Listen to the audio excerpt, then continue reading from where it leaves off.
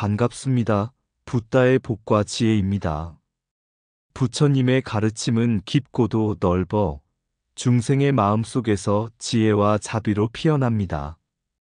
삼매는 곧 깨달음의 문이며 대승의 수행은 중생을 제도하는 원력입니다. 오늘 우리는 지루가참과 안세고와 같은 선각자들의 노고를 되새기며 삼매의 정수와 대승불교의 참뜻을 되돌아봅니다. 부디 이 법문의 인연이 모두에게 깊은 깨달음과 평안을 가져다 주기를 기원합니다. 자, 그럼 삼매라고 부르는 말은 대승불교에서 가장 중요시 여기는 수행 방법이다. 그 여정을 함께 해볼까요? 옛날 중국 낙양의 한 작은 사찰에 젊은 수행승이 찾아왔다. 그는 안세고와 지루가참이 번역한 대승경전을 공부하고자 먼 길을 걸어왔다. 스님, 삼매란 무엇입니까? 그가 묻자 노스님은 조용히 미소를 지으며 작은 촛불을 가리켰다. 이 불빛을 보아라. 이 촛불은 바람이 불어도 흔들리지 않는다. 삼매란 그와 같다. 마음이 온전히 집중하여 흔들리지 않는 것, 그것이 삼매의 첫걸음이다. 젊은 승려는 고개를 끄덕였다. 그렇다면 삼매에 들면 무엇을 얻을 수 있습니까? 노스님은 다시 촛불을 바라보았다. 빛이 있으면 어둠이 사라지듯 삼매에 들면 번뇌가 사라지고 대승의 길이 열린다. 지루가참이 전한 반주삼매경은 수행자가 부처님과 함께 머무는 경지를 말한다. 이는 단순한 몰입이 아니라 깨달음과 자비를 함께 닦아나가는 수행법이다. 그날 밤 젊은 승려는 깊이 명상에 들었다. 그의 마음속 번뇌는 바람처럼 사라지고 부처님의 가르침이 촛불처럼 밝게 빛났다. 이처럼 삼매는 단순한 수행이 아니라 부처님의 가르침을 온전히 받아들이고 실천하는 길이다. 그리고 지루가참이 중국에 전한 대승불교의 참뜻도 바로 깨달음과 자비를 함께 닦아나가는 수행 속에 있다. 옛 중국 낙양의 어느 가을날 한 젊은 수행자가 사찰 문을 두드렸다. 스님, 부처님의 가르침을 알고 싶습니다. 문을 연 이는 백발의 역경승, 지루가참이었다. 그는 조용히 미소를 지으며 말했다. 너는 불법을 배우고자 하는구나. 그렇다면 먼저 이곳에 오기 전 마음속에 품었던 의심부터 말해보아라. 젊은 수행자는 잠시 망설이다가 말했다. 부처님께서는 열반에 드셨지만 그 가르침은 여전히 살아있습니다. 하지만 저는 초기 불교의 아함만이 부처님의 참된 가르침인지 아니면 대승불교 또한 그 길인지 고민됩니다. 지루가참은 잠시 생각에 잠기더니 옆에서 함께 경전을 번역하던 안세고에게 미소를 건넸다. 안세고는 13년 먼저 낙양에 도착해 경전을 번역하고 있었으며 지금도 그의 앞에는 여러 경전이 펼쳐져 있었다. 이곳 낙양에는 많은 경전이 전해지고 있다. 안세고 스님은 아함경을 번역하며 초기 불교의 가르침을 전하셨다. 하지만 부처님의 가르침은 거기서 멈추지 않았다. 나는 반주삼매경과 광명삼매경을 번역하여 대승수행법을 전하고 있다. 삼매, 즉 사마디는 부처님께서 수행을 통해 중생을 제도하는 방법을 가르쳐 주신 것이다. 젊은 수행자는 반주삼매경의 한 구절을 펼쳐 읽었다. 오직 한 마음으로 부처님을 생각하면 부처님이 곧 눈앞에 나타나신다. 그는 감탄하며 물었다. 그렇다면 삼매란 단순한 명상이 아닙니까?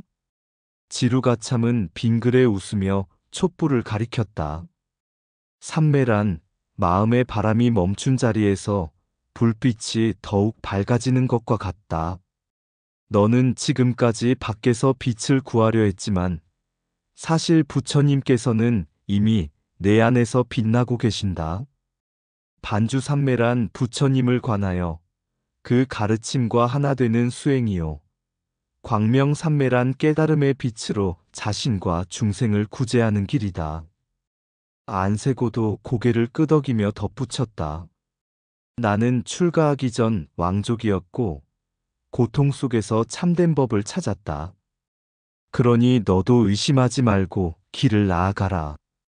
초기 불교의 길도 진리이며 대승불교의 길 또한 부처님의 자비에서 나왔다. 중요한 것은 내 마음속 부처를 만나는 것이다. 젊은 수행자는 두 스님에게 깊이 절을 올렸다. 그날 밤 그는 처음으로 삼매에 들며 부처님의 광명을 느꼈다. 이처럼 지루가참과 안세고의 노력은 단순한 번역이 아니라 중생들이 부처님의 가르침을 온전히 깨닫고 실천할 수 있도록 하는 수행의 다리가 되었다. 그리고 대승불교의 길은 바로 삼매를 통해 자신을 비추고 나아가 모든 중생을 구제하는 길이었던 것이다. 삼매에 들면 마음의 바람이 멈추고 부처님의 빛이 드러난다. 부처님은 멀리 있지 않다. 오직 한 마음으로 관하면 부처님이 곧 눈앞에 나타나신다. 반주삼매경.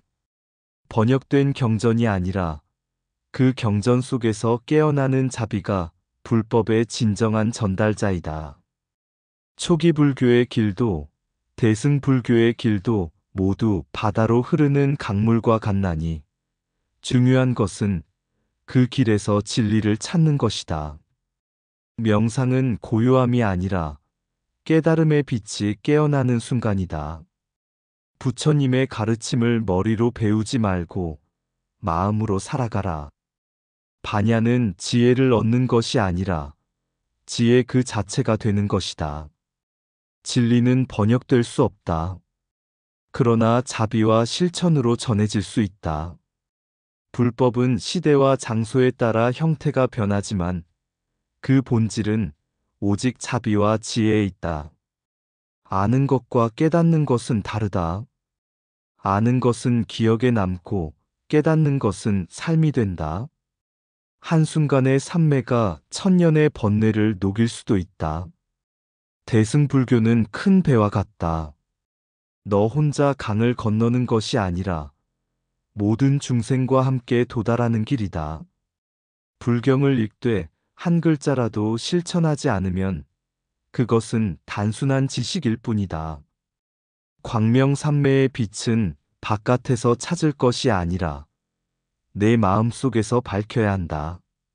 오직 한 마음으로 부처님을 생각하면 이미 부처와 함께 걷고 있는 것이다.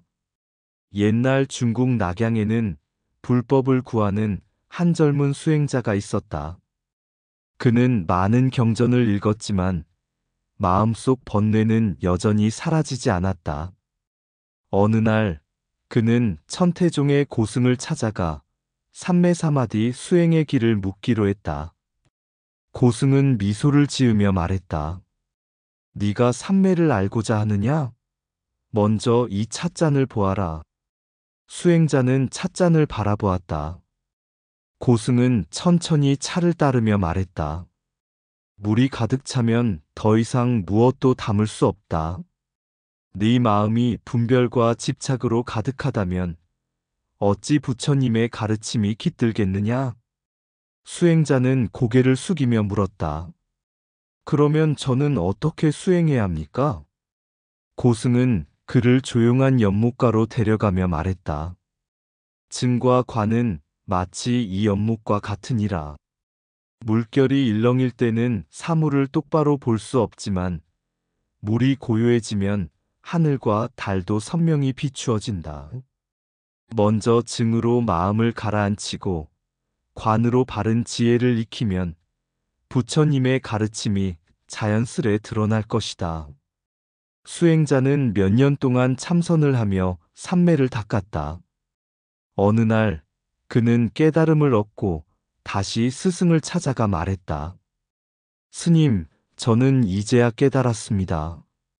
삼매는 단지 고요함이 아니라 깨달음의 문이었습니다. 마음이 맑아지면 모든 것이 본래 그대로임을 알게 됩니다. 고승은 흐뭇하게 웃으며 말했다. 그렇다. 대승불교의 길은 혼자만의 깨달음이 아니라 모든 중생과 함께 깨닫는 길이다. 너도 이제 다른 이들에게 이 가르침을 전해라. 그 후 수행자는 중국 전역을 다니며 천태종의 수행법을 전파했고 많은 이들이 삼매 수행을 통해 깨달음의 길로 나아갔다. 그렇게 대승불교는 중국에서 깊이 뿌리내려 중생을 위한 수행법으로 발전해 나갔다. 삼매사마디는 단순한 명상이 아니라 깨달음을 향한 첫걸음이다. 대승불교의 수행은 나 자신뿐만 아니라 모든 중생이 함께 깨달음에 이르도록 하는 자비의 길이다.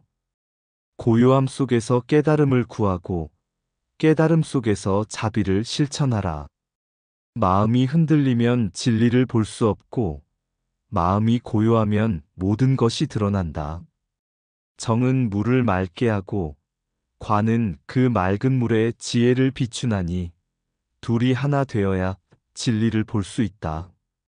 대승의 길은 나만의 깨달음이 아니라 모든 중생과 함께하는 길이다. 삼매는 단순한 고요함이 아니다. 그것은 모든 분별을 넘어 참된 지혜를 깨닫는 문이다. 찻잔이 가득 차 있으면 더 이상 무엇도 담을 수 없듯이 집착을 버려야 부처님의 가르침이 깃든다. 어리석은 자는 삼매를 멈춤이라 생각하고 지혜로운 자는 삼매를 깨달음으로 가는 달이라 생각한다.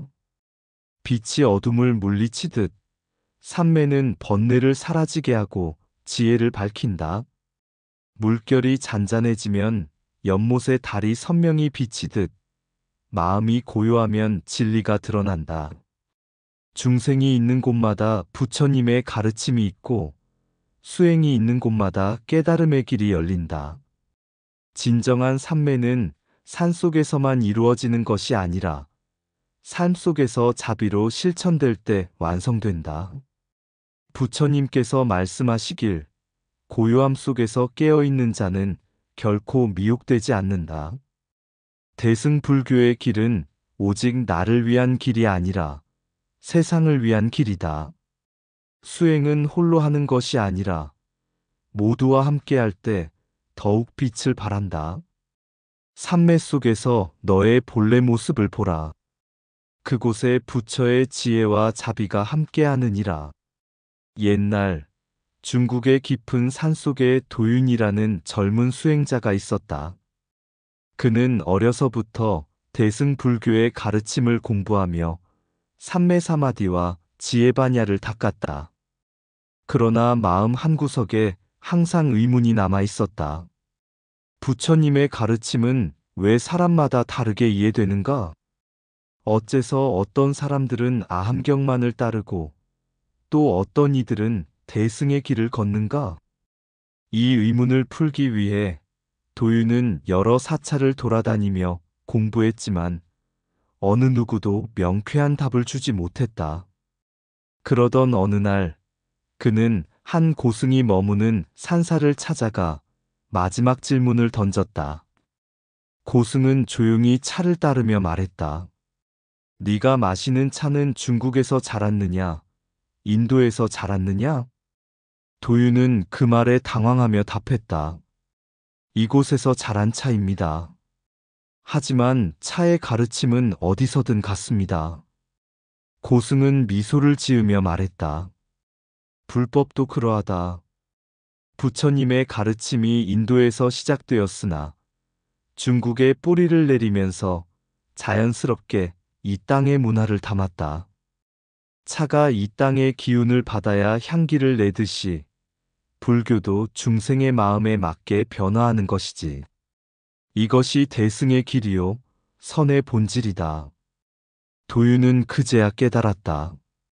부처님의 가르침은 물처럼 흐르며 그릇에 따라 모양을 바꾸는구나. 대승불교가 중국에서 중화불교로 자리 잡은 것도 중생을 이롭게 하기 위함이었구나. 이후 도윤은 선의 수행에 더욱 정진하며 스스로의 깨달음을 통해 많은 중생들에게 불법을 전했다. 그리고 그가 전한 가르침은 후대의 선종의 길로 이어졌다.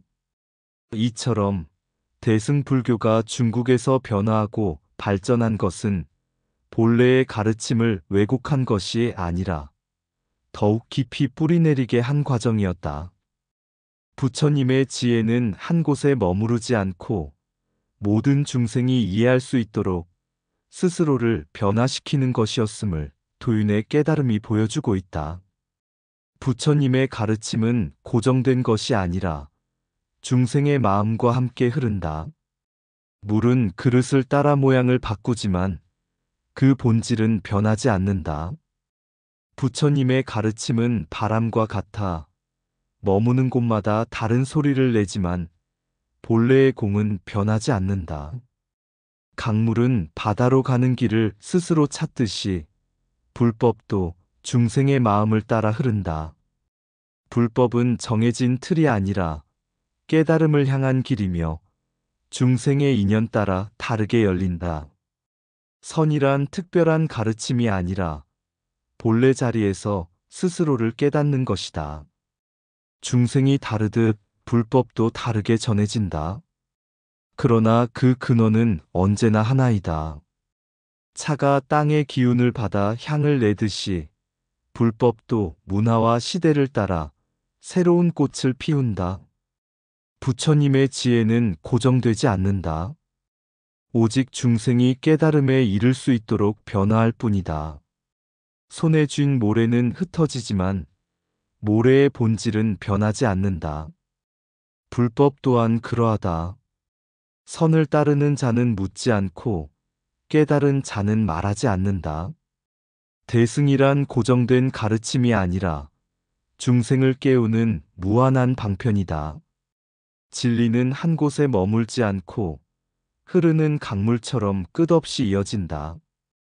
불법은 한자리에 머물면 썩고 흐르면 생명을 키운다.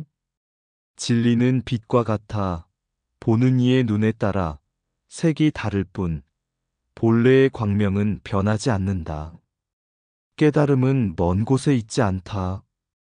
지금 이 자리에서 이 순간 스스로를 돌아보라. 불법은 문자가 아니라 삶 속에 있다. 앉아 배우는 것보다 걸으며 깨닫는 것이 더욱 깊다. 옛날 한 수행자가 깨달음을 얻고자 먼 길을 떠났다. 그는 경전을 깊이 연구하며 수행에 힘썼지만 마음속에는 여전히 의심과 혼란이 가득했다. 어느 날 그는 깊은 산속에 사는 한 노승을 찾아가 물었다. 스님, 대승불교가 중국에서 이처럼 다양한 모습으로 변하는 것이 과연 바른 길입니까? 부처님의 참된 가르침이 변질되는 것은 아닙니까? 노승은 조용히 웃으며 수행자를 데리고 강가로 갔다. 그는 조약돌 하나를 주워 물에 던졌다. 저 돌이 무엇이 보이느냐? 수행자는 대답했다. 강물에 닿자마자 사라졌습니다. 노승은 다시 한 움큼의 소금을 강물에 뿌리며 말했다. 이제는 무엇이 보이느냐? 수행자는 대답했다. 소금은 보이지 않지만 강물은 짜졌습니다. 노승이 미소를 지으며 말했다. 대승불교는 강물과 같고 부처님의 가르침은 소금과 같다. 형태는 달라질지라도 본래의 맛은 변하지 않는다.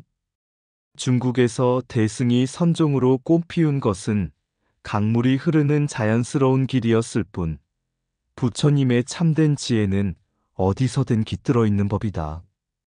이 말을 들은 수행자는 문득 깨달았다. 깨달음의 길은 고정된 것이 아니라 중생의 근기에 따라 변할 뿐 본질은 변하지 않는다. 그리고 대승불교가 중국에서 다양한 모습으로 발전하고 선종이 탄생한 것도 결국 부처님의 가르침이 흐르고 스며든 결과임을 깨닫게 되었다. 강물이 흐르는 듯 진리도 흐른다. 형태는 다르고 소리는 달라도 그 본질은 변하지 않으니 불법의 길은 하나라. 산과 들을 넘어 불법은 중생의 마음에 스며든다. 마음이 깨끗해지면 그 속에 부처가 나타나니 한 번의 순결 속에도 진리의 빛이 비친다. 대승불교가 가르친 길, 모든 존재가 고요히 앉아 마음속에 스며드는 법. 선종이 태어나 진리의 마음을 물들인다. 형태를 바꿔도 그 본질은 변함없다. 중화의 땅에 스며든 진리, 그 속에서 우리는 부처님의 마음을 찾는다. 오늘도 강물은 흐르고 그 안에서 나는 진리의 발자취를 따르리. 언제나 본래의 모습으로 부처님의 뜻을 실천하며. 이상 붓다의 복과 지혜였습니다. 오늘도 복지구족한 날 되세요. 구독과 좋아요는 붓다의 복과 지혜를 밝히는 큰 자비의 등불이 됩니다.